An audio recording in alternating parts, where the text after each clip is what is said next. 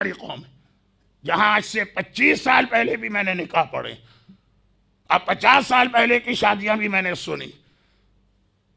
واقعاً لڑکی پہ یا بیوی پہ ایسے ظلم کہ انسانیت شرما جائے. ہم نے کہا 40 سال پہلے 35 سال پہلے کہ بھائی ایسی حالت میں تو اسلام اجازت دیتا طلاق لے لو. لڑکی کہاں اٹھی؟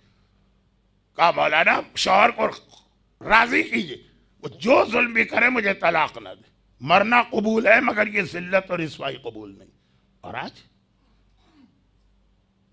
اب میں تو پاکستان میں بہت کم رہتا ہوں اور جب بھی آتا ہوں تو اتفاق سے ایام اللہ ہوتے ہیں، لیکن جو میرے دوست، میرے ساتھی حوزہ علمیہ میں میرے شاگرد کہتے ہیں ایسا ماحول بن گیا کہ جب کوئی آتا تو ہمارا دل چاہتا ہے کہ مولانا وہ اگلے مہینے میری بیٹی کا نکاح، کہ دل چاہتا ہے اس سے کہہ دی بھئی تمہیں بھی زحمت ہوگی اور ہمیں بھی زحمت ہوگی بار بار تمہارے آنے سے، دونوں تاریخیں ساتھ بتا دو، نکاح کی تاریخ بھی اور طلاق کی تاریخ بھی.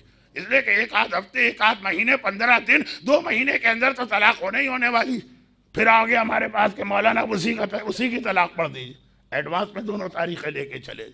ماحول ایسا بنا ابھی بڑی تیزی کے ساتھ جو ہماری معاشرتی زندگی ٹوٹ رہی، اس میں سے کوئی چیز میرے اصل موضوع صبر السجادیہ سے مختلف نہیں.